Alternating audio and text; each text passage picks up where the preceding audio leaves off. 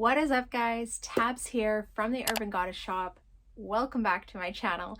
Today's video, we're gonna do a get shit done video, and these are my version of like chatty work with me's. I have some shipping to do, then I have a little bit of cleaning up and organizing, but I thought this would be a great time for us to kind of chat, open discussion. If you're new to my channel, I am a Canadian reseller and I sell mostly on Poshmark, and I am transitioning my business to also sell on eBay. So I do have some topics. A lot of my topics tend to be Poshmark oriented, but we are going to talk about some different things. So today I'm just going to kind of give you an update on Posh. If you don't follow me on Instagram, I kind of shared a graphic. We're going to go over that.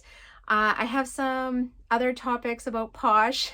I also wanted to talk a little bit about YouTube, and so I'm looking down live sales in Canada, OTLs, bins versus thrifts. Like, we just have a bunch of different topics to discuss today. And as always and per usual, please drop in the comments, share your thoughts on these. I think what's fun about these chatty work with me's is that we have so much discussion down in the comments, and I think it really just makes it all seem like we're working together, you know? All right, first topic that I wanted to talk about, and I cannot start working while I talk about this because I have thoughts on this one, is the algorithm being reverted and Poshmark's like on off. Now, they talked about A/B testing back in spring. They told us, they almost like denied it a little bit and then kind of brushed it off for quite a few months, and I think it's just become so obvious now that what they're doing in the background. And I'm going to pop a graphic up here. This is a screenshot from my sales from last week. Explain this to me. Tell me that this doesn't seem weird. Tell me that this is normal for your closet, because this isn't for mine. I understand like some days good, some days not, but to literally be like this like every other day, to me that just is abnormal. They did announce at PoshFest that they were going to be reverting back to the old algorithm. They didn't even say it like that. They said they were rolling back changes. They didn't really specify what changes. They didn't really say the timeline. They just kind of, I think, wanted to rally everyone together at PoshFest and kind of set a positive mood. I felt like this is a little bit deceiving because it hasn't been fully rolled back. Like, it's still, there's still stuff going on, and you can see that in the graphic. It's still, they're not 100%, and it's so annoying because I feel like there's so much potential in Poshmark.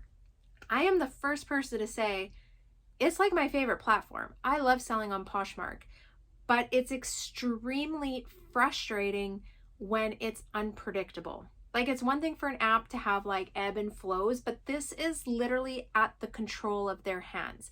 Do you know what I'm saying? That's the part that I think irks me the most about this, is that Posh has control over what they're doing right now. And I mean, they always have control of the app, and this is part of the reasons why I say you need to diversify, because we're literally like, we have no control over these apps and what they choose to do, and Poshmark has flexed that very much so in the last 6 months, and I don't think we have any say in what happens, and they're going to continue to do whatever they want. Although I do hope with this buyout that we start to see some more positive changes and maybe the app functioning a little bit better. But I don't think we can expect any of these changes right away.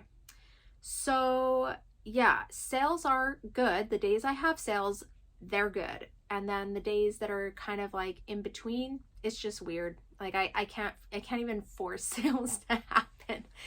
But it is what it is. That I do not have control over. What I do have control over is cross listing. So I have chosen now going forward to cross list everything I list on Poshmark over to eBay. I'm using Prime Lister. I love Prime Lister. It works well for Canadians between Canadian and American platforms. And that can be like, not like List Perfectly, Vendoo, none of those work on Canadian platforms. I also like the inventory option that they have. So yeah, I'm going to drop a link down below if you don't have a cross-listing software and you want to try it for 7 days for free. I think you also save 30% on the first month if you click that link. I am affiliate of Prime Lister, but I would only promote things to you guys that I stood behind. And I love their cross-listing software. It's just so easy to do. I've been cross-listing probably, I don't know, maybe 10 to 15 items a day from my current Poshmark closet over to eBay.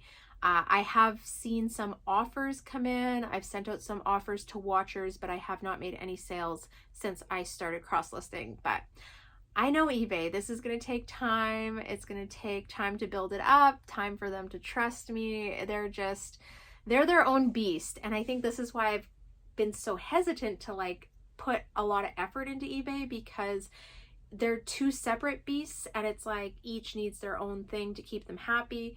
But yeah, I'm just at the point where I'm done. I'm done with inconsistent. I can't control what Poshmark does, but I can control what I do. And I am now equally selling on other platforms. Okay, enough with the update. That's what's going on. I did have someone ask about kind of just how my situation has changed. I know I put out a very emotional video last Friday and it was very real and it was very raw, and to be honest, that was me pretty much Friday and Saturday. It was just, I don't know, some days are good, some days are bad, and like I am so, I don't want to say like overwhelmed in a bad way, but like the comments, I've read every single one of them. I have not replied because I do find it very hard to reply without just always feeling kind of sad. So I have read every single comment, and so many people have gone through very similar things. And sometimes, you know, when you feel like you're the only person going through something, and that, not that no one would understand, but it's just like hard to talk about.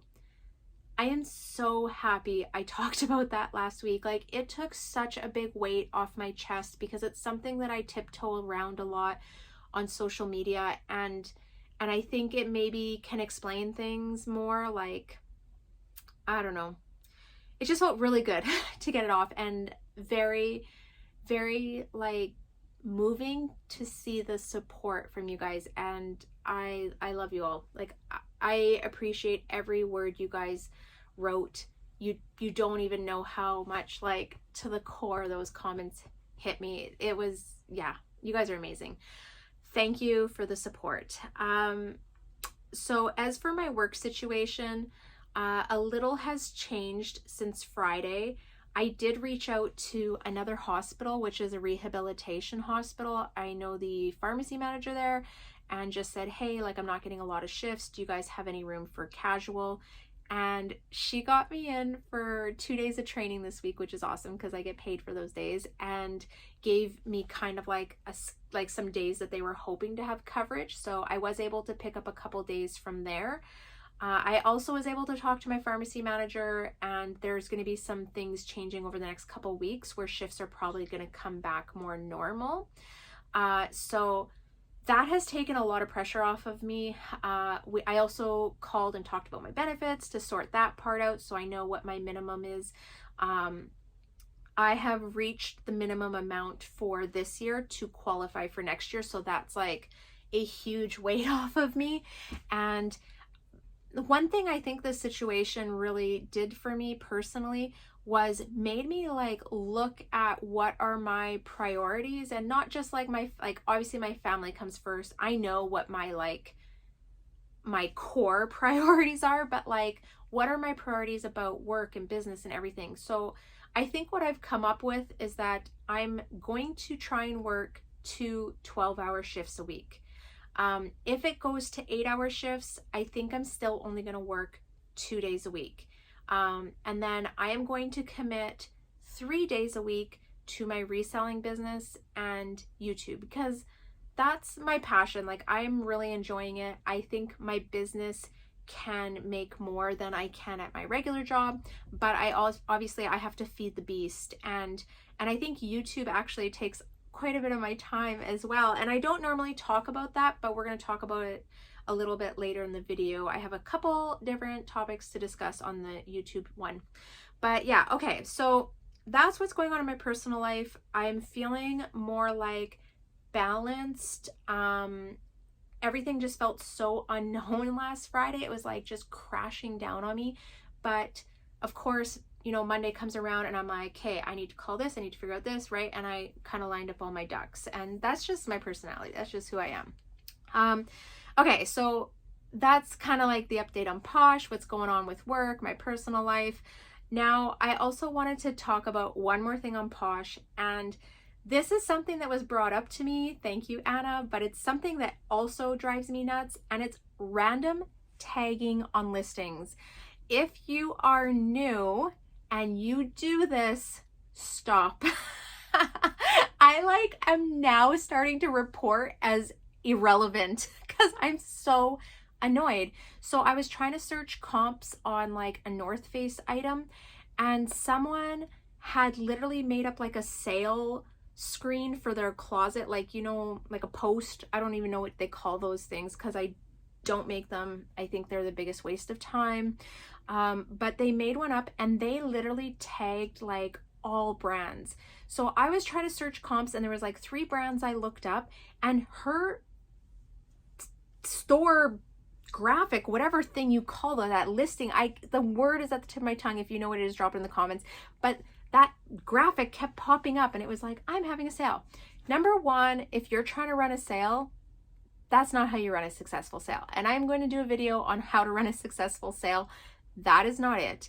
Number two, that you don't use tags like that. That's not how it works. If everyone did that, our buyers would not be able to find the items. Now, if I'm just a shopper and I'm going on the app and you tag, we'll say Patagonia, but you're selling Old Navy, if I click on that, I'm going to be frustrated. And if I click on a bunch of them, and I'm going to be like, what is this app? Like, this doesn't even make sense, because as a buyer, they don't understand that that's something that a seller is doing. They probably think, right, that that's the app does, the search doesn't work. And I mean, the Poshmark search doesn't function very well on a good day. So add on someone doing random inappropriate tagging, and yeah, it's just annoying. Please do not tag brands.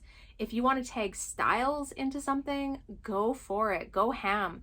But you should not be tagging brands that do not connect to that brand that you're trying to sell.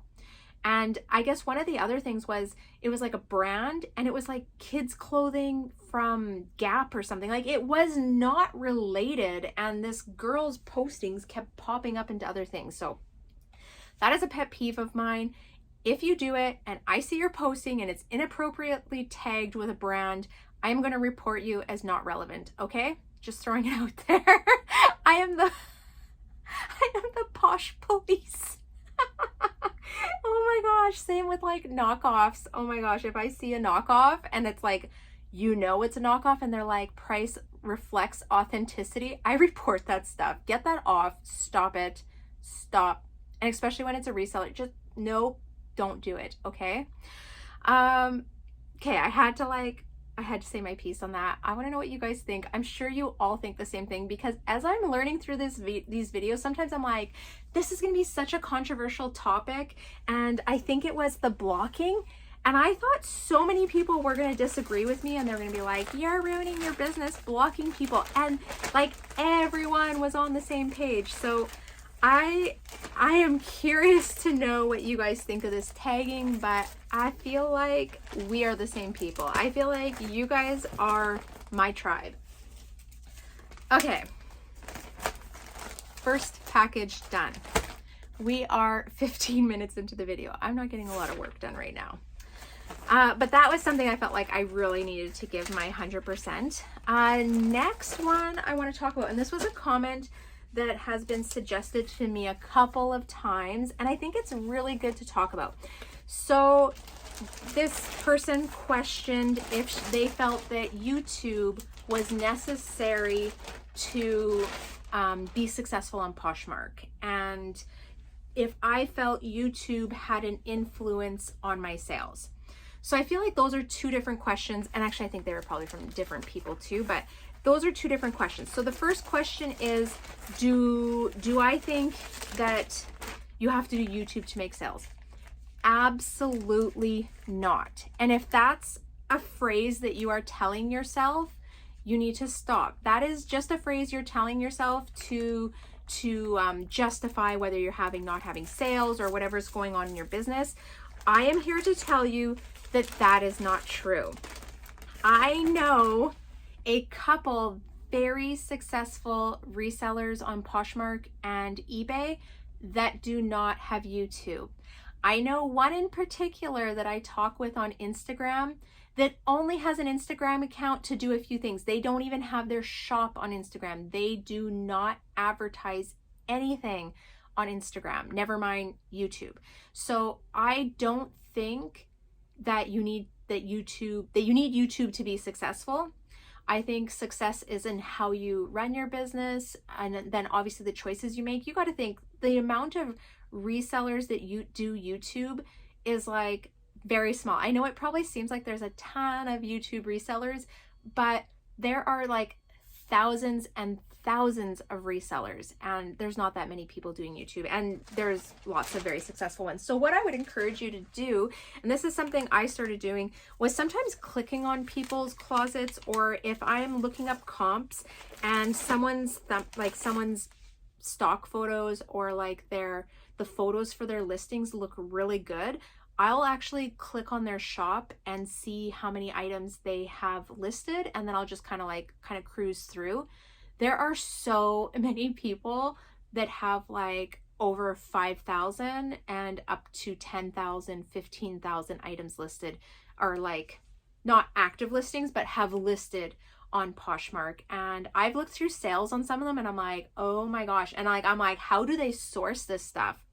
And this is just on the Canadian side. So I would encourage you to click on more people's closets when you're doing comp searching. If you see items that just look really good, click on that person's closet, click on their about, and look them up, because you're probably going to realize there are a lot of really big resellers out there that don't do Instagram, YouTube, that you're like, who is this person?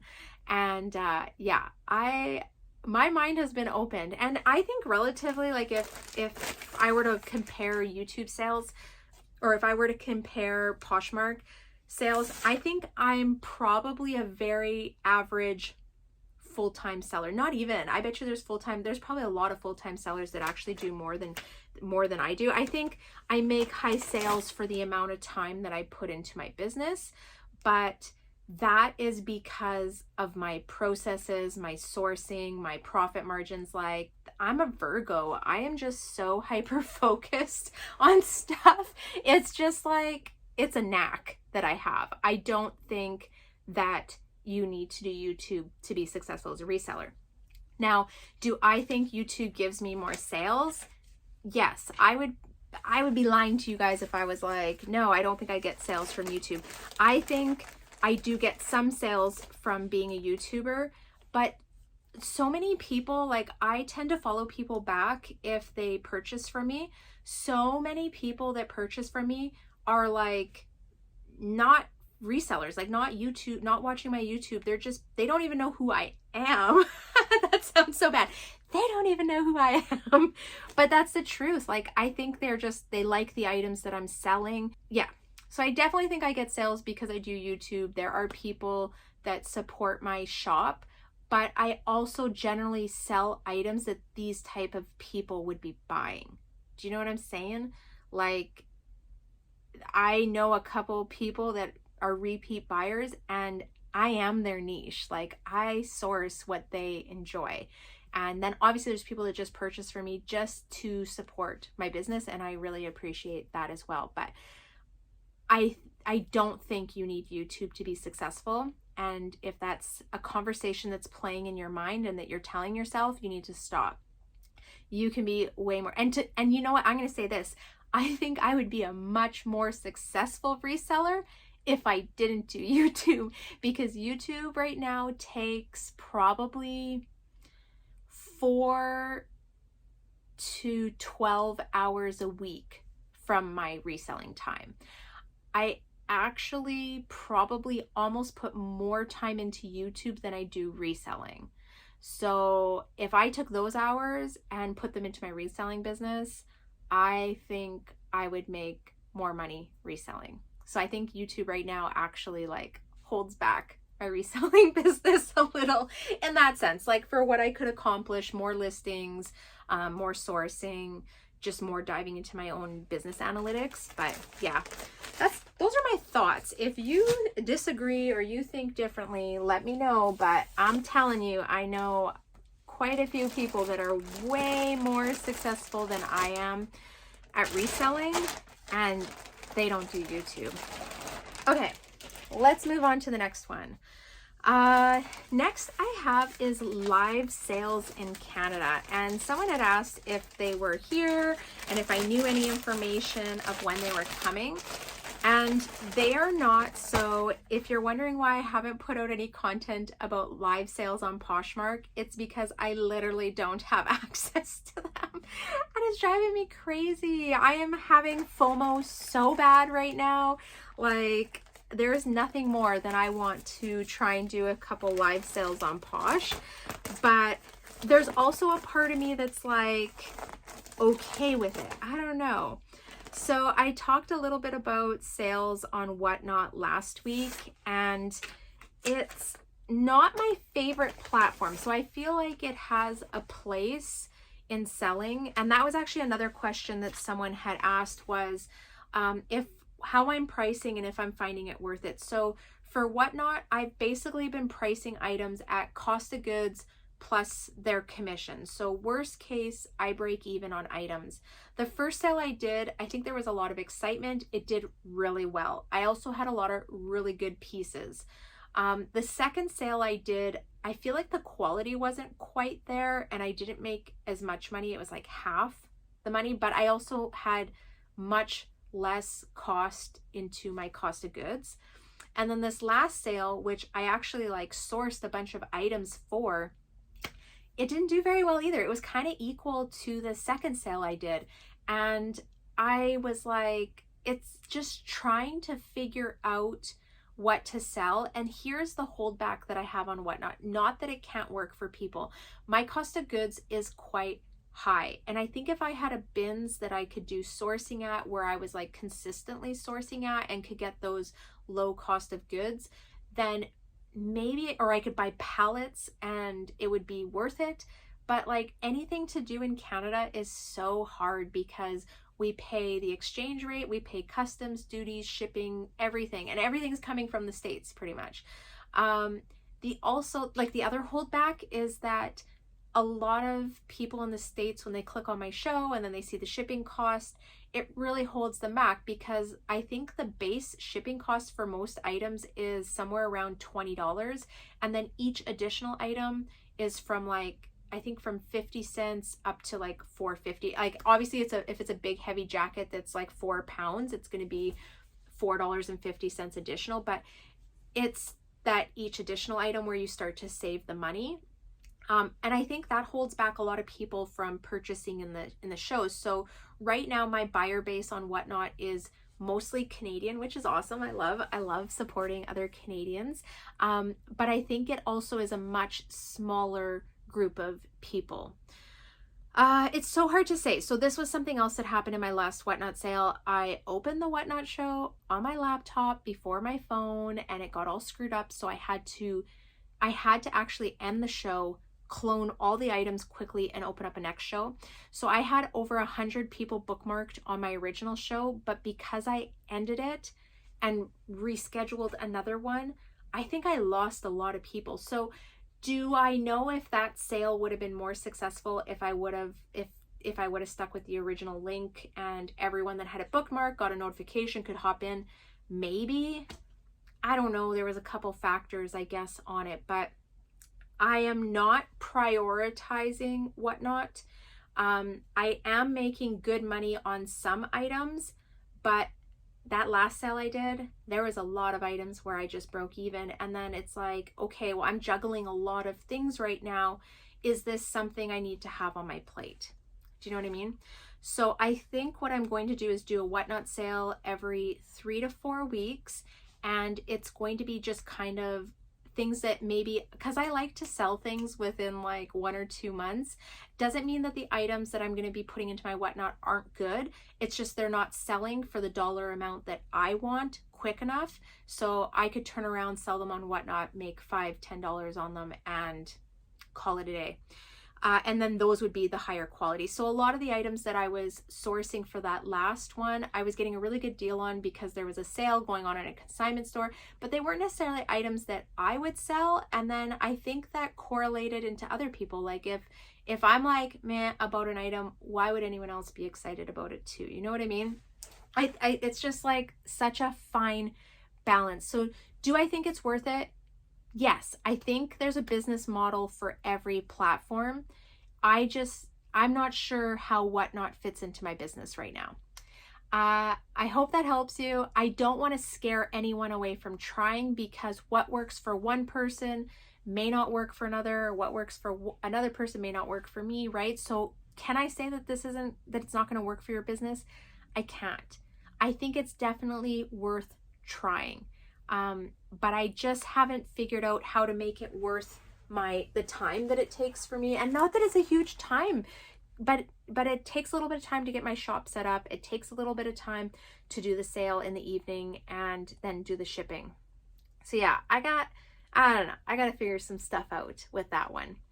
And then, yeah, carrying it back to Poshmark, I am excited, obviously, for live sales. I did reach out to Poshmark Canada, and they said they want to run the beta testing, I think, through the States. But once the beta testing's over and they go forward with the live sales, I think it's going to roll out. And that's the impression I got, was that it was coming to Canada soon. There was someone that was at a live Posh event, like Posh party or whatever, in the last month since they rolled it out, and they were able to talk with someone, and they told me that it's supposed to be happening in the next like 2 months. So it's been a month, I think, already. So hopefully in the next 4 weeks they'll start rolling it out to Canadians, where we can apply to do live sales. I've heard mixed things about it, and I don't know where I stand. But I think what I will enjoy the most is that these items will already be in my Posh closet. So it's not going to take a huge amount of extra work to prep it. I could just run a sale. And I think I might run like curated ones where it's like, I'm doing a Lulu sale, and it's going to let everyone know that follows me or like follows my closet. Or I'm going to do a jacket sale, and people are already used to the shipping prices on there. Like, you know what I mean? So I don't know. I'm kind of excited, but again, I think we make the most money off of just selling on the platform. Like, I don't know if live selling is the way to make the most money, but if you can source quite a few items, it's a good way to make money quickly. So if you have like $300 invested into this lot of clothing, and you sell it for $600, right? That's happening in one day. And I think that's where that type of selling is good, when you're looking to flip inventory quickly. Now, I feel like my inventory in my Poshmark closet turns over quite quickly, so I don't know if whatnot needs to be a part of that business model. You know what I mean? And Posh Canada live sales, like, again, I don't know where that falls into the whole scheme of everything going on, but I'm open to it. I'm open to trying things. I'm open to trying to make things work, and then obviously sharing it with you guys. Another thing I wanted to talk about with YouTube is I meant to go back to that. I had a couple things. So one of the things I wanted to talk about with YouTube is basically the direction I'm going with my channel. So I have been working with a YouTube coach for the last 4 weeks, and just because I feel like there's things that I'm struggling with, and I definitely enjoy doing it. It's a good part of my business. Definitely make more money reselling, but I enjoy doing it, and I would like for it to be a bigger part of my business. And I don't know if you guys have noticed, my thumbnails have changed, my editing has changed, and I just love doing it. So I definitely am putting a lot more time and effort into my YouTube, which is something that I feel like it's easy because I feel like I can do it while we're traveling. I can multitask while we're watching TV. Like, it doesn't take as much out of me that reselling does time-wise. But that being said, I have some changes. So there's going to be more of a set schedule. I'm hoping to do videos on Mondays, Wednesdays, and Fridays. And it's going to be the same, not the same videos every week, but it's just going to be, you can expect videos to come out those 3 days. And then trying to build kind of a schedule. So Mondays, I'm going to try and do my work with me's. Alternating Fridays, one Friday is going to be a thrift haul, one Friday is going to be like what's sold over the last 2 weeks. And then Wednesday videos are going to be like topic videos. I don't know, what do you guys think? So part of what my YouTube coach and I have been talking about is just building a schedule, and hopefully this also helps get me through like the next 3 or 4 months with my mom, so that I have like something consistent. It's like takes up less brain power from me, and it's just, yeah, I think it will be easier to keep me on the path without getting inconsistent. And I know everyone's like, take time and do what you got to do. By pre-planning and hopefully like batching some of my YouTube content, it will actually give me the time that I need to take time off. So I am going to have some videos that I'm going to start batching and kind of just storing on my laptop. I'm going to edit them, and they're just going to be ready to put up when I need to take a couple weeks off, which I know you guys will like completely understand what's going on. Okay, we are down to 2 more topics. It has been 30 minutes, and my goal was like, okay, I'm going to shoot for 45 because there's a lot of things to chat about going on. So I get a lot of questions about OTL, offers to likers, and what that is, or wait, OTL offers, no, what is the one, what are Fridays and Sundays where you drop the price? Is that OTL? Why can't I think? See, I don't even participate in the things that they run, so I don't know what they call them, but on Fridays and Sundays, they run that where you drop the price and it gives them discounted shipping. And basically someone was asking if I participate in that, and I do not. So it used to be part of my business model when I was selling lower average sale price items, and my average sale price was like $17 to $22. So I was doing more volume, but I felt like I was working like a monkey. Like I felt like I was just working so hard, and I gradually started working my ASP up. So getting my average sale price higher. My average sale price probably sits over $40, somewhere between 40 and 55, week to week, month to month kind of thing. But I do not participate in that because I'm trying to sell items that have value, that are quality, brands that people are looking for. I don't drop the prices on them. So what I do on those days is I just do the same thing I do every other day. I usually add an item to a bundle, message the buyer, let them know if they want a bundle, they can save more money, and I try and bank on selling more bundles. Now, I know Becky Park has a method where she will send them a message and let them know that she can drop the price, 20%, and they'll get discounted shipping. I have tried that periodically, like throughout the last year, and I never really have good success with it. And it's not that other people don't, because I know other people have success with it, but it doesn't seem to work for me.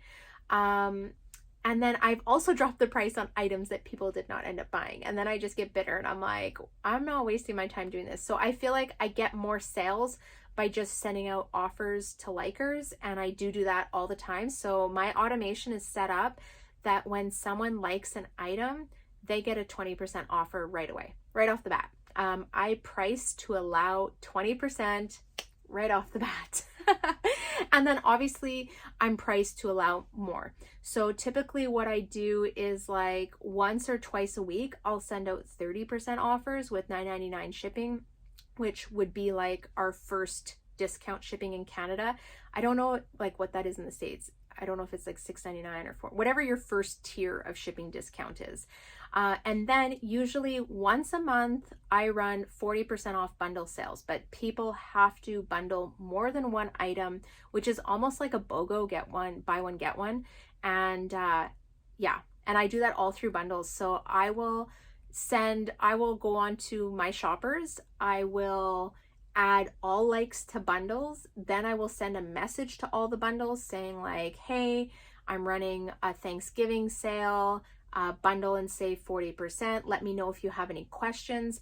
I then will, while it has everything selected, and send out the comment, I then will send an offer to all the current bundles, and I'll just send out a 40% offer. Like, bang, doing it. It takes a little bit, but I definitely find that that has worked on long weekends. And I find long weekends are just really good for sales because I feel like people are traveling, they're at families, they're sitting on the couch awkwardly listening to their uncle and their grandma talk, and they're shopping on their phones. That's what I picture people doing. That's what I do. I'm in like a family or social gathering and I'm on my phone and I'm like doing something. But yeah, I don't know. I think running aggressive sales on long weekends work really well for me. So yeah, I don't do the price drop thing, whatever it's called. I can't remember off the top of my head, but I do send out offers to likers, and I do that all the time, all around the clock. My automation does that for me. It has made my life so much easier. And then the last thing I wanted to talk a bit about was sourcing. And one of the questions I got was like bins versus thrift sourcing. And I've done both. I actually do a lot of different ways of sourcing, but my own personal experience isn't necessarily going to be everyone else's. So take this as like a grain of salt. This is just what I was doing.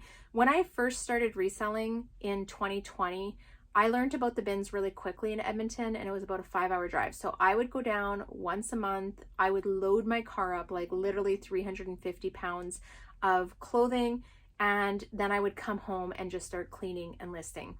But those were the days when I had the $17 to $22 average sale price.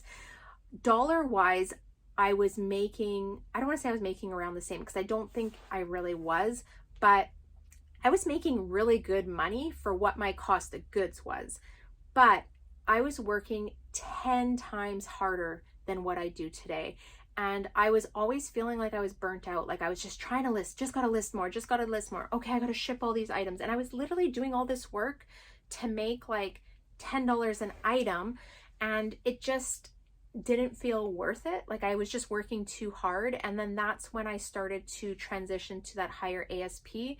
But what I found was the time that I could put into the bins, so only being able to go once a month for like 2 days, it just wasn't enough time to consistently pick up the high quality goods that were selling for the price point that I wanted.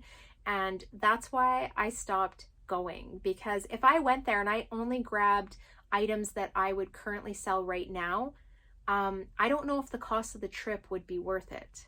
You know, like, I mean, obviously if I find some like Canada Goose jacket or like, you know what I mean? Like if I found a couple crazy items, of course, but I do not base my business decisions on random instances. Do you know what I mean? Like I don't hypothesize like, oh, but this could happen. That's not how I make my business decisions.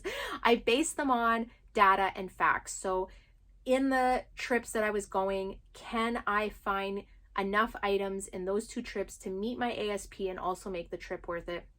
And I think I could mix it. I could definitely do bins and then go do like thrift and consignment, but I don't have to, because locally I'm able to get such a good spread of items right now. I don't have to leave my city, and I think that's what stops me from going. Now, if I lived in a city with a bins and I could go 3 times a week, I think it definitely would be in my business model. I think I would try for it. I think if you could just go consistently, your chances, like your probability of finding those crazy good items is really high. And that's where I think it would be good. But my probability of finding those great items in just 2 days of going down aren't really as high. And if I go there and it's dry, I've wasted 2 days, where that's like, to me, that's a whole week of sourcing, because that's typically all I do is 2 days of sourcing. And also the money, the time away from my family. Yeah, right now, it just doesn't fit for me. Not saying that it won't in the future, just with where I am right now in my business. But to each their own. I would love to know, drop in the comments, how do you source? What is your main source of sourcing? What is your main like sourcing method? How do you get majority of your inventory? And what are your thoughts on this? Because everyone has such different business models. So yeah, I would love to hear. Currently for myself, it's like probably 60% thrift, 30% buy, sell, trade, consignment. I clump those together. The pricing is very similar. And then 10% retail arbitrage, which I've been doing like online retail arbitrage. So yeah, I have a little bit of mix and multiple stores and different ways so that I kind of get different price points, different types of inventory, but still within the style, aesthetic, or like the curated that I do in my closet, basically the demographic of person that I'm shopping for. But yeah, that's what I'm doing. But yeah, I'd love to hear what works for you guys. And I encourage you, if you're dropping in the comments, to read other people's, because you guys have so much value to add to these discussions. I learned so much. If you do not read the comments, you're doing yourself a disservice, because there's the information that I give you guys in the video, but then there's the information that you guys share down below. And I feel like it is so priceless what you guys are sharing. And as a community, I feel like we can succeed and grow together, but like to do it as just one person is difficult, but to do it with the support of others, I think that's really how we succeed. And that's kind of like the base of my channel, is like helping other people, but also using it as a way for you guys to teach me and to help me with things in my reselling business and my personal life. I feel like you guys are just amazing people. Okay, I am gonna let you go. This video is 42 minutes, which is probably the longest chatty work with me that I've done yet, but so many like good topics, so many things to discuss. All right, guys, I'm gonna let you go. I hope you enjoy these. Make sure you give me a thumbs up if you are enjoying these videos. Also, tap subscribe on your way out if you aren't already subscribed. And I am wishing you all many sales, and I'll see you next time. Bye.